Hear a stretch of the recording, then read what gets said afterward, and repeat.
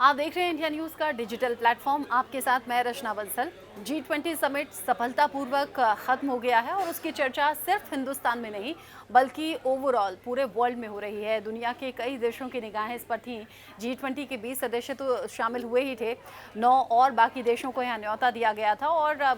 देश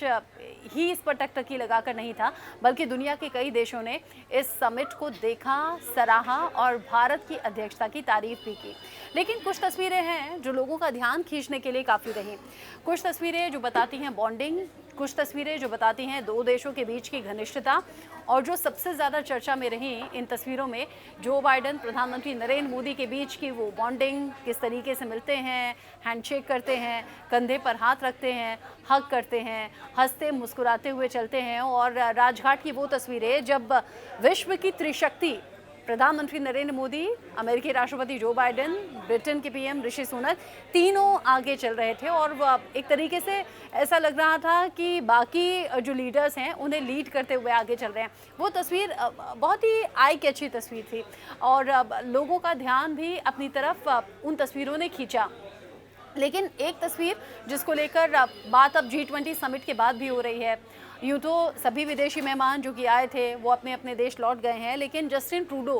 कनाडा के पीएम जो कि पूरा 36 घंटे अपने विमान की खराबी की वजह से यहाँ भारत में फंसे रहे और 36 घंटे बाद उनके विमान की इस दिक्कत को दूर कर लिया गया है। संडे चूँकि समिट का दूसरा और आखिरी दिन था, उसी दिन मैक्सिमम लीडर्स वापस लौट गए थे और उसी दिन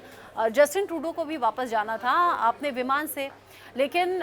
जब वो जाने लगे, रवानगी से ठीक पहले ये मालूम हुआ कि उनके विमान में कोई तकनीकी खामी आ गई है, कोई पार्ट है, कोई पुर्जा है जो कि रिप्लेस होना है, उसे रिपेयर नहीं किया जा सकता, उसे बदला जाएगा और इसी में पूरा वक्त लगा।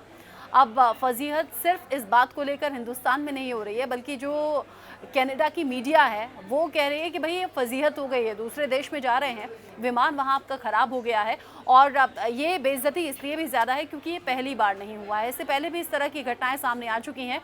कनाडा की मीडिया कह रही है कि इस तरह की फजीहत से आखिर कब छुटकारा मिलेगा। 36 साल पुराना ये विमान है कनाडा के पीएम का, जिससे वो यहाँ हिंदुस्तान में G20 समिट में हिस्सा लेने के लिए पहुँचे। लेकिन आपको ये जानकर हैरानी होगी कि ये पहला मौका नहीं था। 2016 में कनाडा से बेल्जियम जाने के दौरान भी इस तरह की तकनीकी खामी आई थी और अब इस तरह की जो खामी है 2019 में भी महसूस की गई जब नेटो में शामिल होने के लिए कनाडा के पीएम जा रहे थे और उस समिट में शामिल होने के लिए जब यूरोप गए तब भी उनके एयरक्राफ्ट में तकनीकी खामी आ गई थी। और जब इस तरह की खामी बार बार आती है तो फिर मीडिया इस तरह की खबरों को उछालता भी है और ख़ास तौर से अगर किसी देश के प्रमुख जा रहे हैं और उनके विमान में इस तरह की दिक्कत होती है तो वहाँ की आवाम हुई, वहाँ के लोग हुए या फिर वहाँ की मीडिया हुई, उन्हें एक अलग तरह की किरकिरी का सामना करना पड़ता है। साथ ही साथ 2018 में जब भारत दौरे पर कनाडा के पीएम आए थे जस्टिन ट्रूडो, तो उनके ड्रेसिंग सेंस को लेकर, उनकी पोशाक को लेकर भी एक अलग तरह का मजाक उनका बना था और उसे डिज़ास्टर ट्रिप उनकी कहा गया था। जिस तरह के कपड़े उन्होंने चूज़ किए थे, भारतीय कपड़ों की पसंद की आलोचना भी उनकी कनाडा की मीडिया में ही नहीं बल्कि इंटरनेशनल मीडिया में हुई थी। अब ये तो रही तकनीकी खामी की बात, जिसको लेकर कनाडा की मीडिया भी ये पूछ रही है कि भाई बार बार तकनीकी खामी आ रही है, इसको ज़रा ठीक किया जाए और इसे देखा जाए कि बार बार इस तरह की फजीहत इंटरनेशनल मीडिया में ना हो, क्योंकि दुनिया के अलग अलग देश और शक्तिशाली और मजबूत देश अगर वहाँ पर शामिल हो रहे हैं और वहाँ पर इस तरह की खबर सामने आ रही है कि जस्टिन ट्रूडो के विमान में तकनीकी खामी आ गई है, तो फिर इसे अलग तरीके से देखा जाता है। साथ ही साथ कुछ और तस्वीरें थीं जो कि लोगों का ध्यान अपनी तरफ खींच रही थीं। आपने देखा होगा G20 समिट में चाहे पहला दिन हो, दूसरा दिन हो, प्रधानमंत्री नरेंद्र मोदी मेज़बानी के लिए खुद खड़े हुए थे, सभी विदेशी मेहमानों का स्वागत कर रहे थे। ऋषि सुनक हुए, जो बाइडेन हुए, कैसे हग कर रहे थे, गले मिल रहे थे, नमस्ते कर रहे थे, हैंडशेक कर रहे थे, एक दूसरे के कंधे पर हाथ रखना, या फिर प्रधानमंत्री नरेंद्र मोदी का जो अंदाज़ है यूँ पीठ थपथपाना, उस अंदाज में प्रधानमंत्री नरेंद्र मोदी बाकी लीडर से मिल रहे थे। लेकिन जिस दौरान ये समिट चल रहा था, चूंकि स्टूडियो से एक एक तस्वीर आप तक पहुंचा रहे थे हम, कुछ एक्सपर्ट्स भी हमारे साथ मौजूद थे और उन्होंने भी ये चीज़ नोटिस की। अब ये तस्वीर आप देखेंगे तो आप भी नोटिस कर पाएंगे कि जब जस्टिन ट्रूडो से पीएम मोदी मिल रहे थे तो बेहद नॉर्मल अंदाज में मिले, ना उन्होंने आगे बढ़कर हक करने की कोशिश की, ना ही जो प्रधानमंत्री मोदी का अंदाज है यूं वो हाथ पर यूं ठपकी देते हैं या फिर कंधे पर या फिर पीठ पर देते हैं, ऐसा कुछ भी आपको यहाँ इस बॉडी लैंग्वेज में नज़र नहीं आएगा। वो दो देशों के बीच की घनिष्ठता नज़र नहीं आएगी जो कि ब्रिटेन, अमेरिका या बाकी देशों के लिए यहाँ इस समिट के दौरान प्रधानमंत्री नरेंद्र मोदी के साथ बाकी नेताओं की नज़दीकी या फिर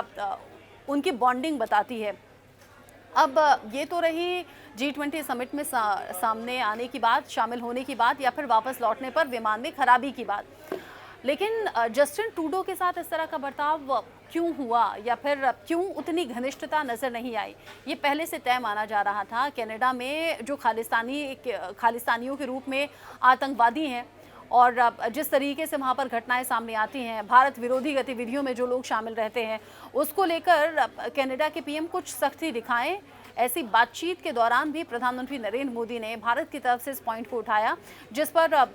जस्टिन ट्रूडो ने कहा कि देखिए, हम अभिव्यक्ति की आज़ादी में विश्वास रखते हैं। हाँ, हिंसा को हम कतई बढ़ावा नहीं देते, लेकिन अगर शांतिपूर्वक तरीके से कोई प्रदर्शन किया जाता है तो हम उसके हिमायती हैं। इतनी आज़ादी हम अपने देश में रहने वाले लोगों को देते हैं। एक तरीके से ये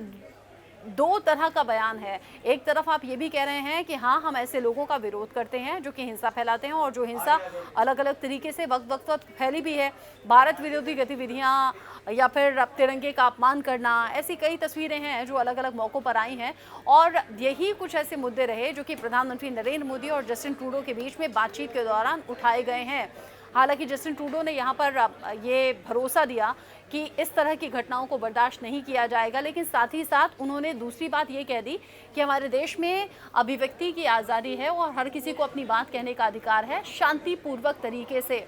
अब क्या जस्टिन ट्रूडो जब कनाडा लौट जाएंगे तो इस तरह के लोगों पर कोई एक्शन होगा क्या या फिर कोई सख्ती दिखाई जाएगी क्या? आने वाले वक्त में अगर तस्वीरें और खबरें इस तरह की आती हैं तो समझ जाइएगा कि जस्टिन ट्रूडो यहाँ से एक सबक और सीख लेकर गए हैं प्रधानमंत्री नरेंद्र मोदी के साथ बातचीत में। और अगर फिर भी इस तरह की घटनाएं सामने आती हैं तो ये तय मानिएगा कि इंटरनेशनल लेवल पर जब इस तरह के समिट होंगे तो कनाडा और भारत के बीच में वो घनिष्ठता नज़र नहीं आएगी, क्योंकि वहाँ भारत विरोधी गतिविधियों में लोग शामिल रहते हैं और उन पर कोई सख्त एक्शन नहीं होता है। ये जो जस्टिन ट्रूडो का समिट में आना रहा, ये जो उनका दौरा रहा, इस दौरे को आप किस तरीके से देखते हैं? अपने बेटे के साथ आए ज़रूर थे, लेकिन यहाँ भारत में एक्स्ट्रा 2 दिन फंसे रहना पड़ा। आज दोपहर ही रवाना हो गए हैं। साथ ही साथ जो खालिस्तानियों को लेकर उनका स्टैंड है या फिर जिस तरीके से दो तरफा बातें उन्होंने कही हैं, उसे आप कैसे देखते हैं? कमेंट सेक्शन में आपके जवाब का इंतज़ार रहेगा।